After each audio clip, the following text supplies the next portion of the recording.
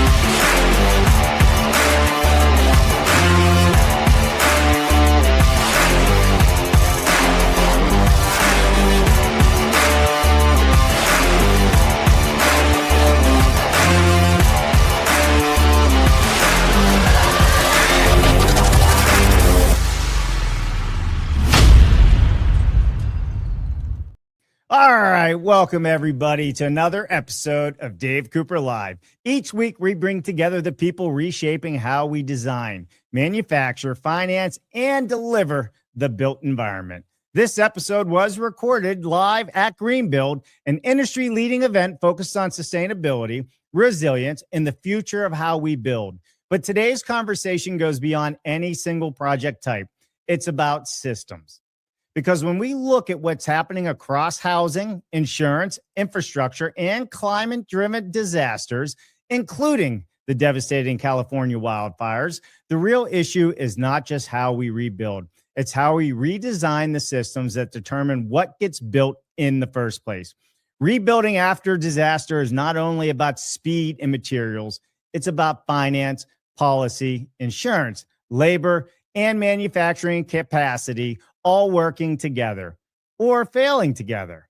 And within that breakdown is also an opportunity not just to replace what was lost, but to build wealth, meaningful income streams, and ROI. How do we align capital, code, and construction so recovery becomes faster, more resilient, and economically viable for everyone involved? How do we move factory-built housing, ADUs, and modular delivery from niche solutions to core infrastructure? And how do we ensure innovation in factories, codes, and financing actually translate into housing people can afford? Our guest today is Jonathan Palley, CEO of Clever Builds, sharing practical insights on modular construction, California housing legislation, dual certified factory-built housing, ADUs, and financing innovation. And as these questions scale, they will continue to surface at gatherings like the Building Show coming up this December in Toronto, where leaders across America are defining what comes next. This conversation is about systems and how we build better ones. And be sure to check out the Building Show in Toronto and look at the Exchange by Dave Cooper Live. Now, before we get into any or all of this, we got to have a few words from our supporting members. CombiLift is the largest global manufacturer of multi-directional forklifts and straddle carriers, a leader in long load handling solutions, offering a free warehouse and site optimization design service.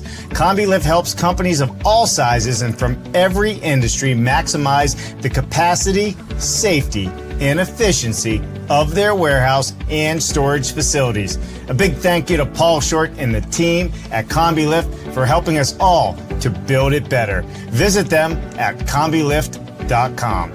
Every build deserves comfort that lasts. Cobalt Creed helps builders and offsite manufacturers reach new levels of indoor air quality and efficiency. With their proprietary small duct, high velocity central heating and cooling system, quiet, compact, powerful, Cobalt Creed, building comfort into every building. Learn more at cobaltcreed.com. All right. Again, thank you to all of our supporting members and all of the supporting members that you see going across the ticker below. If your organization would like to support the independent industry conversations like these while gaining exposure to one of the industry's most engaged executive audience, well, make sure you visit us at our website, davecooper.live. And if you want to be a guest on the Dave Cooper Live show, pull out your phone, open that camera app, and just take a picture right there. You can log in. You can put in your information to be a guest, or you can refer somebody to be a guest. And before we get the show started, one more announcement.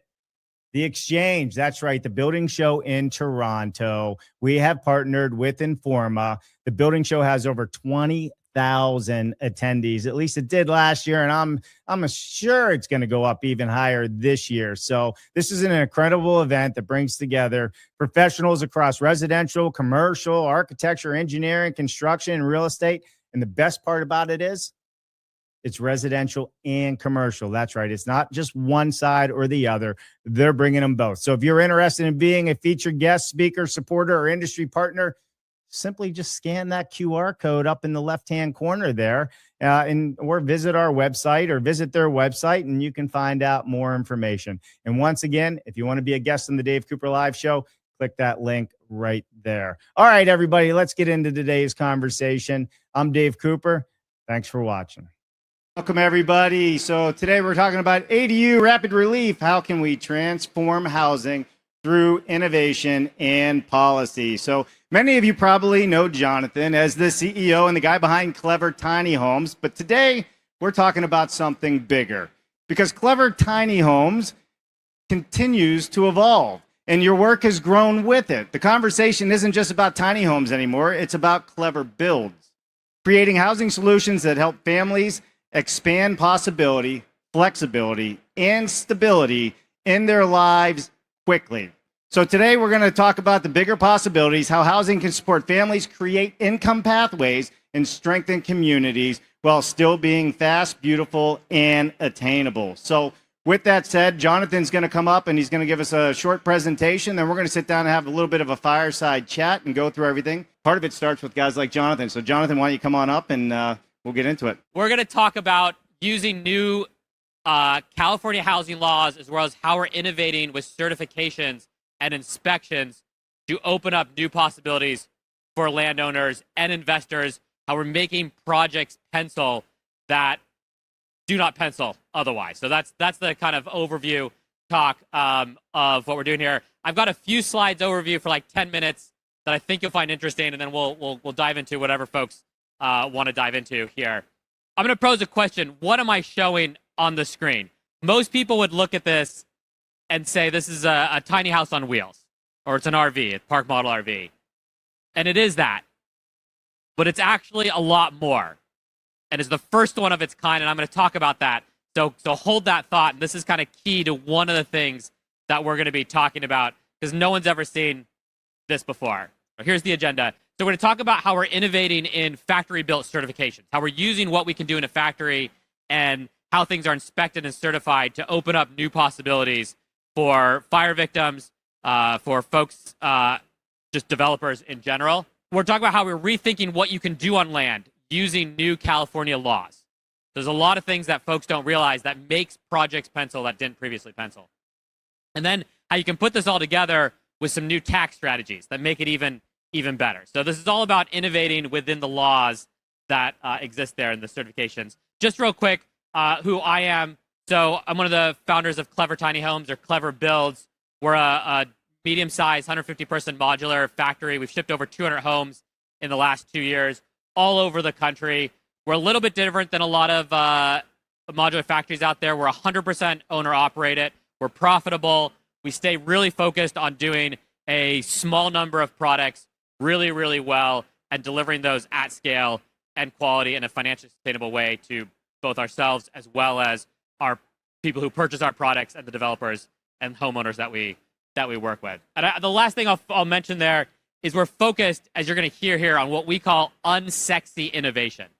So we're focused on all the little things, both in the laws, the certifications, how we build in the factory, that are the difference between stuff working and it not working, but being innovating between the lines, I guess you would say.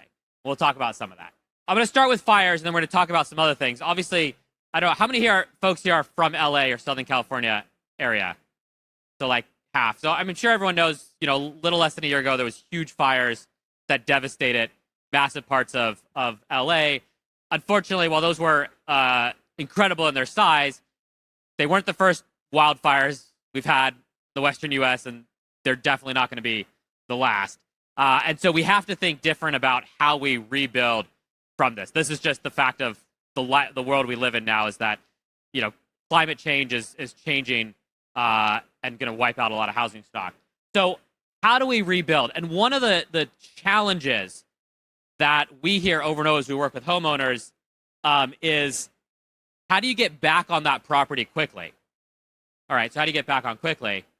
But how do you do that in a way that leads towards long-term housing? That's really the first fundamental issue that we've been focused on innovating and solving. And so the state of California, when these fires come, they passed an ordinance saying you can put certified RVs with over-the-counter permits on fire-burnt lots temporarily for 3 to 5 years. We don't want long-term RVs on these lots, but we're okay short-term. Okay, that's great. Well, let's just go put an RV on the lot. The problem is, if you're the homeowner, you go out and buy an RV, what do you do with it 3 years later, right? This is a huge issue in the Paradise fires, was people started bringing RVs, and then you had, RVs. Also, from an investment perspective, someone's going to put that. RVs depreciate very, very quickly, right? So do you go get really old ones that are moldy, unhealthy? Do you get new ones, and then you lose a lot of money immediately? It's not an ideal solution from a financial perspective. What we've come up with, and we're now putting into Altadena, is what we call dual certified units. So this is kind of innovation number one, and I think we're the first companies shipping these. What you see there is a unit that is certified as an RV. So it can be put immediately with an over-the-counter permit to live in on day zero. It is also certified as California Modular.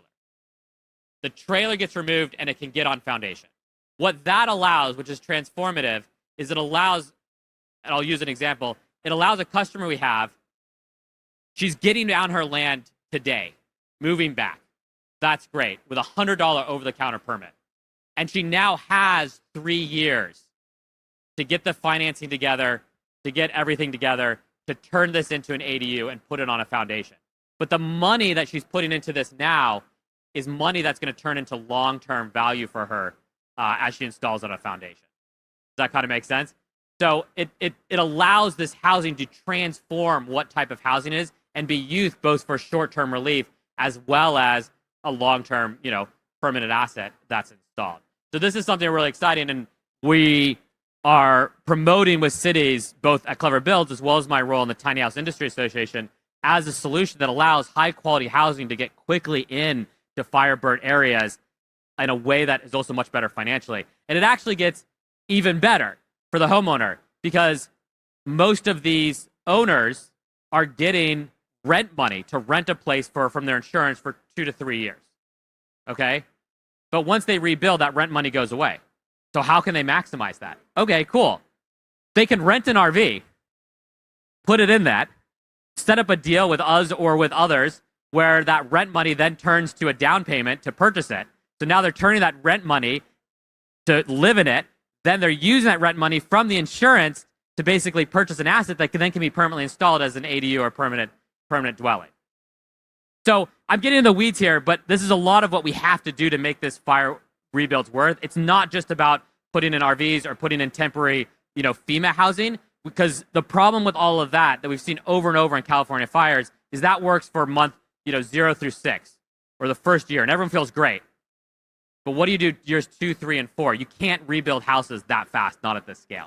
And this is what this kind of solution is doing. So this is an example of how we're using certifications and kind of interesting factory-built methods to create new opportunities for homeowners. And we have these going into Altadena right now. Another kind of hack I want to mention on the fire area is, again, how do you finance this? So if you look at most people in Altadena, where there was about 7,000 lots that burned, almost everyone is underinsured. Almost everyone does not, the money they're getting from insurance is not enough to rebuild their house. And that's why, I mean, it's a huge problem. It's very tragic. I'm not going to go too much in depth on the human cost of this. But we have to look for ways to use these laws to make rebuilding financially feasible, right? So the other thing that we're doing is work with homeowners on how do you rebuild with the ADU laws, JDUs, ADUs, some of these other things, so that when you rebuild that home, you now have rentable assets that you've built that become income generating and can help you get loans that otherwise weren't possible. So we've worked with lenders to set up lending programs where they'll look at what is the income you can generate from the extra dwellings that you're going to put on the rebuild and use that when you consider the loan that you're going to get to be able to rebuild it. So the moral of the story here, and I'm going to talk about some other things here, is when we look at these fire areas, it's not just about where we're focused and where we're really trying to push cities to understand, it's not just about getting FEMA housing in the first 6 months. That works. If you looked at historically Paradise and others, and now you're looking at Altadena, you've got to deal with years 2, 3, 4, and you've got to deal with how do we maximize that insurance money to get long-term housing in there, both in the short term and long term. And what we are showing is that using factory-built housing and using smart ways of doing multiple certifications, we can achieve both short and long-term housing. Okay, I think that makes sense. I can answer any questions about that. That's just a kind of high level, some of the tricks we're playing. Let me talk about a few other things here. So the other aspect, this is not just fire builds, but not everyone realizes this, is California, for those of you not in California, and it might seem counterintuitive given the narrative around California, but California really leads the way in innovative housing laws of overriding local jurisdictions that are often dominated by NIMBY, not in my backyard groups, to create opportunities to create urban infill and attainable housing. And there's a couple laws that just came into effect that are really transforming what you can do in California, and working on a lot of projects with these. One of these is SB 1211, which is the multifamily ADU. And what that allows you to do is if you have a multifamily project, an R2, a duplex, a triplex, a quadplex, whatever it is, you can put up to that number of ADUs on it, which is huge. So the rendering I'm showing there is a duplex ADU. It's actually 4 units that we're putting in at a 6-plex complex. This is in San Luis Obispo. Okay, that's super cool. But let's actually double click on that and why this is very interesting. That 6-plex is built a long time ago. It's 6 studios, 600 square feet each. So 6 studios, 600 square feet each, right? 3,600 square feet, 6 bedrooms. The ADUs we're putting in are 1,200 square foot each with 3 beds. So we're actually putting 4,800 square feet of ADUs off of 3,600 square feet of existing things. And you had 6 bedrooms, and now we're putting 3 times 4, 12 bedrooms in. So we're doubling tripling the number of bedrooms and more than doubling the square footage. And because these are ADUs, there's no impact, or a lot of the impact fees are waived. And so this is the kind of projects where if you went and just tried to build this as a standalone development, it doesn't pencil. I can tell you with the cost of building materials right now, even with factory built and where we can do stuff more efficiently, it still doesn't pencil in California. But this does. And not only does this pencil, it has a great return for the investor. So a lot of, again, if you're building in California, which was kind of the focus of today, it's not about these new laws and being creative about how we combine them together with structures enables things that otherwise weren't possible. So that's an example of a project. Another set of laws is called SB 684, SB 1123. This allows you to take a certain plots of land, I can talk more about it if it's interesting, and ministerially within 60 days subdivide it into 10 lots. And then do any number of different things on it, from smaller units to townhouses to whatever, in 60 days. And it waives CEQA and all these other kinds of things. So this is another big law, and if there's any investors out there, we've got some projects we're working on that are very exciting, have amazing ROIs, but if you try to do a traditional development, not even close to penciling. I mean, not even the vicinity of penciling, and yet with these laws and factory built housing we're doing have amazing ROI. So it's another example of how we can kind of innovate around these. Okay, so that's on the land use, and I realize this is not really a land use conference, but for us, everything starts with land use. What can you do on that property? Because that enables then to the creativity. I want to talk briefly about, okay, how do we then innovate on what we're building, which is kind of what this conference is, what Dave focuses on. How do we do that in an efficient way? One of what we do at Clever Builds, our kind of hallmark is we don't do custom work. We have a way that we do things. That allows us to get the factory efficiencies out of what we do. That unsexy innovation I talked about, a lot of that for us is around repeatable processes, repeatable materials, repeatable supply chains, right? And using that to bring down cost and increase quality. But when you start doing developments, you have a challenge that you are stuck within a lot of the requirements of that local site. How big can it be? What are the setbacks? How many square feet? You can't just do one unit that works. So what we've come up with is something we call Clever Elements, and I'm just showing you a little bit here, which is a set of about 8 boxes that can be combined in different ways to cover 90% of the housing types we see in California. From 2,400 square foot single family rebuilds to the duplex I was talking about to the triplexes with different bedrooms. And we can do that with very minimal modification across the buildings. And so this is allowing us, with our partner there, to go out and very quickly look at a piece of land, figure out how to maximize it, get something out to developers, and know that we can develop it because we already have these pre-approved plans with the state. So this is just some idea of some of the elements and how we can combine them together in different ways, kind of interior view. Everything we're doing is focused on efficient, use of space, right? These are not mansions we're doing. So just some view of that. It's called Clever Elements. The last thing I'll mention here, and I'm not going to go into it because we have a lot of real proprietary trade secrets here.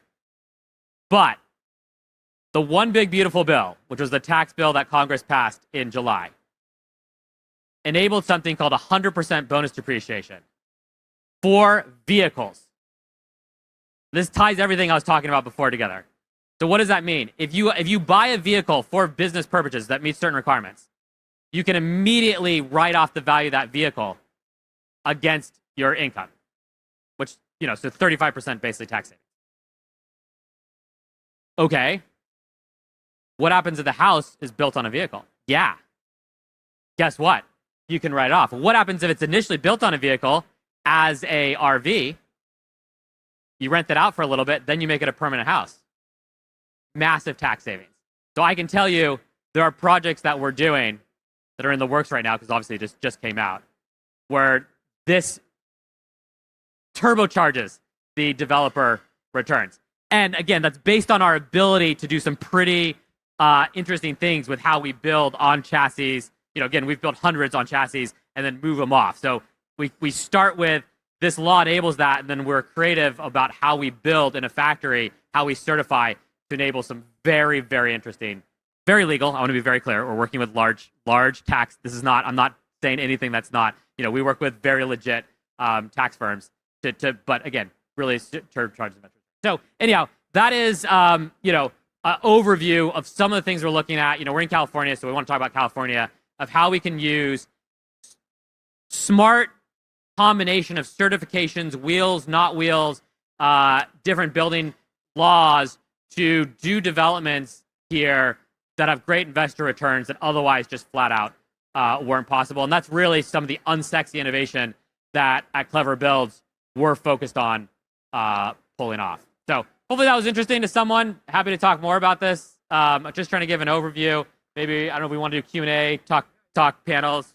Yeah, no, appreciate that. How about a little quick round of applause, and let's get into some Q&A. Does anybody in the audience have questions? We covered a lot of ground there, and a whole lot of spreadsheet, process, policy stuff that is way over my head. Jonathan, tell me a little bit. So the communities that you serve, are you only here in California? Do you work outside of California? No, we ship homes. I mean, we have our homes everywhere from Florida to Maine to Alaska, Hawaii, and California. We're a lot of the modular stuff we're doing and a lot of development stuff we're doing, both as developments that we're doing ourselves as well as with partners, is in California because of these new housing laws. We see California is really trying to innovate on this, and you're also seeing other states starting to copy California. So from a strategic perspective, while California is not usually looked at as a great housing market, it is leading this innovation charge, which is really exciting for us and a lot of where we're positioned. All right, so I got some questions here. You've said housing isn't just shelter, it can be an opportunity, and you touched on this a little bit. Income, flexibility, stability for the families that live in them or own them. What does it really mean in practice for the families that you're working with? And tell us what their experience has been like. We set up Clever Tiny Homes when we started this with the vision and kind of the hypothesis, the market hypothesis, that the traditional way we build housing, the tract housing, your urban developments, just was not the future and wasn't going to work. And it wasn't going to work for a number of reasons. One is the costs continue to go up, and we see this. Housing has become unaffordable, right? Two, as we look at some of the tech trends that are happening, self-driving cars are going to transform mobility, and it's going to transform how we want, right? When you can get in a Waymo and get anywhere you want, and that becomes lower cost than owning a car, it transforms how we think about it. So we think there's a lot of trends that lead to rethinking how housing is designed and how it's put together. A lot of that comes down to, and I'm getting to your question here, how do we build more efficient spaces? We have not an infinite amount of land, prices going up, but what we've been able to show is that you can build really beautiful houses that are smaller in square footage, but incredibly livable. And what that does is it creates opportunities with ADUs and JDUs and multifamily and stuff like that, where someone can have a property and put multiple units on it and both live in it and generate income, or have multi-generational living going on and you're saving rent across multiple things. And so exactly what you're talking about, a lot we're talking about here is how do you put housing together in a way that creates opportunity for individuals to be landowners, leasers, stuff like that. I do have to say, one of the most beautiful ADUs I've ever been in my entire life is the ones that were some of your designs, and your team is full of some world-renowned architects and engineers from around the world. So if you haven't seen it, I recommend you look at it. Oh, and I think there's flying cars coming for the LA Olympics or something, I heard. So I keep looking up. I'm not getting in one anytime soon. Let's talk about building smarter and how that enables a full range of solutions, right? You've touched on multifamily and neighborhood scale solutions. What does it look like, and why does it matter? Yeah. Well, yeah, I'll mention, just to go back to something you mentioned, and I'll talk about that. My partner in this ran a top global architecture firm, and a lot of why she wanted to start Clever Tiny Homes was, she's done $800 billion worth of projects. She kind of got sick of building skyscrapers for billionaires, was basically what she said, right? And when we started looking at attainable housing, she was like, this sucks that often the design isn't great with these and you sacrifice design. And so we started looking at, can we use that more product-based approach to bring great design and quality buildings? I mean, we're here at Greenbuild, right? We build energy efficient buildings. We build healthy buildings from an air perspective to more attainable housing, but that gets to building smarter. So our kind of core company hypothesis and business model is, how do we productize construction? My background was doing high volume electronics. I brought multiple products to millions of units, sold in Apple stores globally around high volume manufacturing. And so how do we bring that to factory built housing with an idea of what makes housing different, right? And so for us, when we look at that, we don't think you can do an assembly line like an auto assembly line or like an iPhone assembly line in housing, because housing goes into all these different places that have different requirements, right? Every jurisdiction has different zoning requirements, snow loads, wind loads, like there's all this kind of stuff that makes housing somewhat differentiated. So you have to look at where can you productize. And so for us, we're building things where we can modify, and we've built a factory where we can change those requirements. We can do different siding, we can do slightly different roofs, we can do slightly different sizes and stuff like this. But we're keeping to a set and limited ways that we're doing things. Here's the materials that we build with. Here's the designs we do. Here's the window sizes we have in stock. And so we're really looking at how you innovate on being very smart about where can you make replication and where do you need customization to maximize where you can deliver that housing too. So like I was showing the Clever one there that I showed, that's one standard unit we do. But we do that with different snow loads. We do that with different insulation. We do that with different certifications in different states. RVs, modular in California, modular in Arizona, modular in Washington State. So that's a lot of what we're looking at, is how do you create both that flexibility as well as that consistency across the production process. Perfect. And if anybody has any questions, please just please. There it comes. I knew it was coming. We'll go right to left. Hi, my name is Tamara Begay, and I am a member of the Navajo Nation. And we are, the nation and other tribal entities are looking at housing because we also, are in a housing crisis. So my question is, have you done any work on tribal land? It's much different. I think it's complex. The second question is, you talked about materiality. Where are you sourcing your materials from in terms of, steel, flooring, windows, etc.? Can you talk a little bit about that? Let me talk about the material first. One of the things that our core principles is that the homes we build are just, when they're done and delivered, it's just a standard home. And that's super important for repairability, for long-term endurance. So we don't do anything particularly special on the materials. They're wood frame construction. It's residential wood frame construction. What we try to be is very thoughtful about how we source and how we purchase, and use the fact that we have a warehouse so that we can buy certain materials in bulk. As an example, flooring, right? We use like luxury vinyl, very high quality luxury vinyl plank flooring, right? We don't offer an option in colors. It's just one. Why is that? Because I can go direct to the flooring manufacturer, buy shipping containers of it for 35 cents for what otherwise as a contractor you have to buy at $3.50 a square foot, right? And just store massive amounts of it in my warehouse. It gives you quality at a good cost, right? So that's a lot of it. But at the end of the day, the houses we built are standard houses with, U.S. materials, and there's nothing special. And that people really like that because it's very repairable.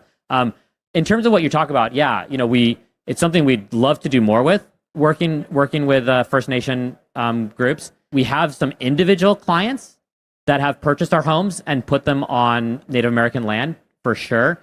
We actually did a kind of interesting project recently where a casino, this was in Arizona, purchased one of our units and then did some kind of promo event, and then it ended up with a customer there. But it's something that we're trying to educate more. Honestly, I don't think we've done a great. I'd love to talk to you about that job, talking about, particularly when you're talking about like tiny homes and tiny homes on wheels. The advantage of this versus like manufactured housing is it's very easy to get on, right? It's there. It's a little bit more expensive than like your MH, but it lasts a lot longer because these are just built to standard building codes. And so from an investment return perspective, it's a much better long-term investment. So yeah, I'd love to talk about that.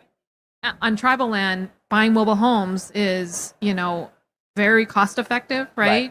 But when you think about the sustainability aspects of the walls, right, and the design, it's not there yet. Yeah. So thinking about out of that box, it's like, well, how do you make it also very culturally appropriate, right? Yep. We're sourcing materials from the United States, but how do we do it and actually go beyond that? Thinking about job production, right? Thinking about, well, this is not just an asset for yourself, but an asset for your family, and go a little bit beyond that. But I'd love to chat with you about that. Yeah. My question is a really simple question. How do these homes compare to, say, a standard home or a really super energy efficient home? Where are you on that scale in terms of energy efficiency, water efficiency? Our homes are very energy efficient. Obviously, everything we do in California is Title 24, California energy codes, but we tend to go beyond that, particularly in one of the advantages in factory is the QA that you can do, right? So we have very tight control over our processes, our materials, all of that kind of stuff. And so we can build really tight homes. That's a big one. We're both for what we do with modular, and then, as we're talking about here, when we do the like on-wheeled units, right? We're building those. There's no difference in how we build the modular stuff. So they're built super energy efficient. I mean, our customers in California that have those, we just did a survey actually. No one has spent more than $50 a month in utilities on our homes, which is fantastic. And that's because of the efficiency. We have ERVs in them, all that kind of stuff. Yeah, that's a big deal. And that goes to that quality. And that's really the difference between what we're doing in mobile homes or trailer homes, is you get that much higher quality and it lasts a lot longer. I think there's one more question. Are we out of time? Real quick. Yeah. Hello, Lakeisha Hall from Maryland. Hey. So in regards to land preparation, that can also create some issues. So any advice on like floodplain areas? I know a lot of us are, in addition to dealing with the fire issue, some areas may be prone to floodplain, so some flooding issues. So any advice on that would be great. This is again where you have to think about where it is and be specific about that. Certainly, so there's two things when it comes to floods, right? One is we need to build higher, right? Do a cement carport, and then the nice thing about modular, do that cement carport. These are all designed to go on a stem wall. The stem wall can be this high off the ground. The stem wall can be 8 feet off the ground, and you just drop it on, right? So it's almost no difference, which is great. So yeah, we're doing modular stuff, and we've looked at project in flood zones where you just do a cement carport and above, and it floods whatever, right? So that's certainly a part of it. Interestingly enough, a lot we do is modular, but again, the wheel stuff, we do have people putting this in areas where it's like, hey, not flash floods, but hey, the nice thing is you can move the house. And that's the other part about doing transportable stuff is you create what I call like fungibility with housing, which doesn't normally exist, but is kind of cool. And I think you're right. The big picture is we have to think about housing differently because of climate change, because we've got increase in flooding and fires.